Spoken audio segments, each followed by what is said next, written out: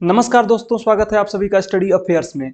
China से threat को ध्यान में रखते हुए ताइवान ने एक बहुत ही बड़ा स्टेप लिया है। क्या है वो स्टेप? वो स्टेप ये है कि वहां पर मिलिट्री सर्विस को वहां के लोगों के लिए 1 साल के लिए कंपलसरी कर दिया गया है। यानी कि वहां के लोगों को अब 1 साल के लिए मिलिट्री सर्विस कंपलसरी है, उन्हें मिलिट्री में सर्विस देनी ही होगी। तो क्या सर कल से ही अब सब लोग जो भी बचे हुए हैं वो निकल जाएंगे क्या 1 साल की सर्विस देने के लिए? जी नहीं, सब कुछ प्रॉपर तरीके से होगा। ये कब से होगा और क्या कुछ होने वाला है उसके बारे में हम आपको डिटेल से बताएंगे। लेकिन उससे पहले अगर आपने इस चैनल को सब्सक्राइब नहीं किया है तो चैनल को सब्सक्राइब कर लीजिए। तो चलिए शुरू करते हैं। देखिए, अगर आप मैप को ध्यान से देखेंगे तो आपको पता चलेगा ये है छोटा सा ताइवान और ये है बड़ा सा चाइना। ओके, बड़ा सा चाइना छोटे से ताइवान को खाना चाहता है। ये चाहता है कि मैं जल्दी से जल्दी इस ताइवान पे कब्जा कर लूं, बाय हुक और बाय क्रूक। मतलब कि चाहे मुझे मिलिट्री लगानी पड़े या फिर पॉलिटिकली ये हो सके, स्ट्रेटेजिकली हो सके, किसी भी तरीके से हो, ताइवान के ऊपर कब्जा करना चाहता है चाइना जल्दी से जल्दी। चाइना की जो गवर्नमेंट है इस समय पे, सी जिनपिंग की गवर्नमेंट, चूंकि उसका थर्ड टर्म चल रहा है, तीसरा साल चल रहा, मतलब थर्ड टर्म चल रहा, सॉरी तीसरा साल नहीं, थर्ड टर्म चल रहा है, तीसरी बार सी जिनपिंग वहां के राष्ट्रपति बन के आए हुए हैं। तो उनका ऐसा कहना है कि मैं आने वाली पीढ़ियों के लिए इस ताइवान को छोड़ नहीं सकता। यानी कि मैं इस चीज को, इस फैसले को आने वाली पीढ़ी के लिए नहीं छोड़ूंगा। मैं खुद ही ये फैसला ले चुका हूं कि अब मैं ताइवान को अपने में मिला के रहूंगा। और इसी ताइवान को अपने में मिलाने के लिए चाइना क्या कर रहा है कि अपनी जो मिलिट्री है या फिर अपने एयरक्राफ्ट्स है उनको बार बार यहाँ पे इसके एरिया में भेजता है। इस ताइवान पे अपना वो क्लेम तो दिखाता ही है, साथ ही साथ अगर वो ताइवान किसी अन्य कंट्री के साथ में डेवलपमेंट करना चाहता है या फिर किसी भी तरीके का बिजनेस करना चाहता है, मिलिट्री डील करना चाहता है, तो उन सभी चीजों में भी चाइना ऑब्जेक्शन लेता है। और इन्हीं सब चीजों को ध्यान में रखते हुए, इसी थ्रेट को, इसी डर को ध्यान में रखते हुए ताइवान ने बहुत ही बड़ा स्टेप लिया हुआ है। देखिए, अभी तक क्या था कि ताइवान में 4 महीने की मिलिट्री सर्विस कंपलसरी थी। यानी कि 4 महीने तक लोगों को कंपलसरी सर्विस मिलिट्री में देनी होती थी। आप ये मिलिट्री सर्विस जो कंपलसरी वाली चीजें हैं वो ऐसी कंट्रीज में देखेंगे जहां पे पॉपुलेशन कम होती है। बहुत सी दुनिया में ऐसी कंट्रीज हैं जहां पे पॉपुलेशन कम होती है और मिलिट्री सर्विसेज कंपलसरी होती हैं। इसका बहुत ही बड़ा एक एग्जांपल है इजराइल। इजराइल में भी मिलिट्री सर्विसेज कंपलसरी हुआ करती थी। इस समय पे अगर हम बात करें तो ताइवान की जो प्रेसिडेंट है वहां पे, उन्होंने ये कहा है कि हम आने वाले समय में फिर से जो 4 मंथ का मिलिट्री सर्विस का टाइम पीरियड है उसको एक्सटेंड करके 1 ईयर के लिए लोगों के लिए कंपलसरी करने वाले हैं। यानी कि अब लोगों को 1 साल तक मिलिट्री सर्विस कंपलसरीली देनी होगी। इसकी वजह क्या है? वजह चाइना जो है ना, वो जल्दी से जल्दी ताइवान को अपने में कब्जाना चाहता है और ताइवान फ्री रहना चाहता है। ताइवान अपने यहाँ पे डेमोक्रेटिक वे में सब कुछ करना चाहता है। और चूंकि चाइना जो है वो एक तरीके से डिक्टेटरशिप वाला पूरा काम करता है, वहां पे वन चाइना पार्टी जो है, वन पार्टी सिस्टम जो है, यानी कि एक ही पार्टी का पूरा शासन है। तो आपको पता ही है क्या कुछ चाइना में हो रहा है। कोविड के टाइम पे भी आपने जिस तरीके से चाइना ने कोविड को टैकल किया, आपने देखा है कि किस तरीके से वहां पे शासन व्यवस्था चल रही है और सी जिनपिंग की जो गवर्नमेंट है किस तरीके से लोगों के ऊपर अत्याचार कर रही है। तो ताइवान को इस बात का डर है कि आने वाले समय में अगर चाइना ताइवान के ऊपर कब्जा कर लेता है तो वो कुछ ऐसा ही करेगा जो अभी चाइना में हो रहा है। इसी चीज को ध्यान में रखते हुए उनकी गवर्नमेंट ने, यानी कि एक तरीके से ये बड़ा स्टेप लिया है। और उनको डर एक चीज का और है कि रसिया ने जिस तरीके से इन्वेजन करके यूक्रेन को अपने में मिलाने की कोशिश की, या फिर यूक्रेन के 4 इलाके, लुहेंस्क, डोनेट्स्क, खेरसॉन वाला इलाका अपने में कब्जे में ले लिया या अपने में मिला लिया, कहीं आने वाले समय में चाइना ऐसा ही स्टेप उठा करके इस आइलैंड के साथ न कर दे, यानी ताइवान को अपने में कब्जे में मिलाने के लिए मिलिट्री, रसिया के ने जिस तरह मिलिट्री का यूज किया वैसा ही चाइना भी मिलिट्री का यूज कर सकता है। इसीलिए ताइवान अपनी मिलिट्री को बिल्डअप कर रहा है, एक तरीके से मजबूत बनाने की कोशिश कर रहा है। जो वहां की प्रेसिडेंट है ताइवान की, ताई इंग वेन, उन्होंने कहा एक प्रेस कॉन्फ्रेंस के दौरान कि नो वन वांट्स वॉर, कोई भी वॉर नहीं चाहता है, but my fellow countryman, peace will not fall from the sky. यानी कि हमें शांति के लिए भी लड़ना होगा और शांति के लिए लड़ना एक बहुत ही बड़ा, अपने आप में एक बहुत बड़ी आवाज हो गई लोगों के लिए कि आप लोग रेडी हो जाइए आने वाले समय में चाइना से फाइट करने के लिए। क्यों? क्योंकि अगर आप चाहते हैं कि हमारा देश आजाद रहे, हमारे देश के लोग आजाद रहें, शांति बनी रहे, तो उसके लिए भी लड़ना पड़ेगा। और जो अभी 4 मंथ की मिलिट्री सर्विसेज कंपलसरी हैं ताइवान में, वो इनफ नहीं है। और इसी चीज को ध्यान में रखते हुए उन्होंने ये ऐलान कर दिया है कि अब हम इसको एक्सटेंड कर रहे हैं और 1 साल के लिए कर रहे हैं। हालांकि आज ही से ऐसा नहीं होने वाला है, 2024 के बाद से ये सर्विसेज स्टार्ट होने वाली है, 1 ईयर मिलिट्री सर्विस वाली चीजें। ठीक है, इसमें किसको जाना है? देखिए, जिसकी भी उम्र यानी फिर जिसका भी जन्म ताइवान में 1 जनवरी 2005 के बाद हुआ है ना, वो लोग, वही लोग जाएंगे। यानी 1 ईयर की सर्विस कंपलसरी उन लोगों के लिए है, उससे पहले वालों के लिए 4 मंथ का ही सिस्टम चलता रहेगा। यानी 2024 से जब ये चीजें एप्लीकेबल होंगी, उस समय पे 2005 1 जनवरी 2005 से जितने भी जन्म लिया है उन सभी लोगों को वहां पे जाना होगा।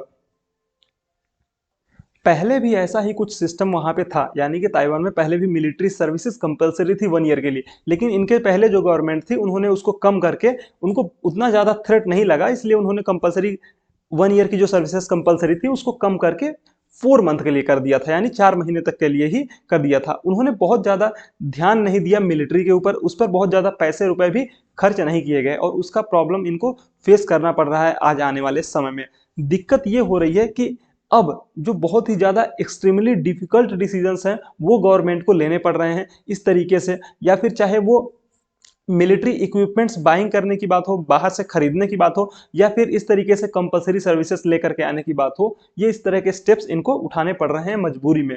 ये ध्यान में रखते हुए कि चाइना आने वाले समय में इनके ऊपर बहुत बड़ा थ्रेट न क्रिएट कर दे, बहुत बड़ी प्रॉब्लम ना क्रिएट कर दे। चाइना ने सिर्फ और सिर्फ इनको ही नहीं बल्कि और भी जो नेबरिंग कंट्रीज हैं उनको भी परेशान करके रखा हुआ है, वेस्टर्न वर्ल्ड को भी परेशान करके रखा हुआ है। नॉर्थ कोरिया की हेल्प से वो साउथ कोरिया को परेशान करके रखता है, जापान को परेशान करके रखता है। ओके, क्योंकि नॉर्थ कोरिया को उसने अपना दोस्त बनाया हुआ है, तो उसी की हेल्प से बहुत कुछ करने की वो कोशिश करता है। अगर हम बात करें तो चाइना ने ये मतलब एक तरीके से कसम खा रखी है कि हम ताइवान को अपने में मिला के रखेंगे बहुत ही जल्दी। रीयूनिफिकेशन ताइवान का चाइना में होगा। आपको पता है कि 1949 के बाद ताइवान और चीन अलग हो गए थे, उससे पहले एक ही हुआ करते थे। जब सिविल वॉर हुआ चाइना के अंदर, तो सिविल वॉर के बाद में ये दोनों अलग हो गए, दोनों ने अलग अलग तरीके से काम करना स्टार्ट किया। लेकिन चाइना ने ये पहले से ही एक तरीके से 1 चाइना पॉलिसी का सिस्टम बना रखा है कि जो भी चाइना के साथ में ट्रेड करता है वो उससे पहले ही कसम खिलवा लेता है कि तुम ताइवान को चाइना का हिस्सा मानोगे, 1 चाइना पॉलिसी पर साइन करो, उसके बाद ही तुम्हारे साथ में ट्रेड वगैरह हो पाएगी। ये सभी चीजें कंटिन्यूसली चलती आ रही हैं। जापान ने भी चाइना के थ्रेट को ध्यान में रखते हुए अपनी जो मिलिट्री है उसको मजबूत करने की ठान ली है। उन्होंने बहुत बड़ा अपना जो भी उनकी जीडीपी है उसका बहुत बड़ा पैसा मिलिट्री पे स्पेंड करने का काम शुरू कर दिया है, यानी कि अपनी मिलिट्री को वो बहुत ही ज्यादा मजबूत बनाने वाले हैं। हाल ही में उन्होंने अप्रूव कर दिया है कि अब हमारे यहाँ पे जो भी मिलिट्री है वो डिफेंसिव ही नहीं रहेगी बल्कि ऑफेंसिव भी बनाएंगे। हम अपनी मिलिट्री को इतना मजबूत करेंगे कि हम किसी से भी लड़ाई लड़ सकें, क्योंकि कहीं ना कहीं उनको ये बात समझ में आ रही है कि अब सिर्फ और सिर्फ अमेरिका से हेल्प लेकर के या फिर अमेरिका उनको सिक्योरिटी प्रोवाइड नहीं कर सकता, उनको खुद भी आत्मनिर्भर बनना होगा। जैसे कि इंडिया आत्मनिर्भर बन चुका है,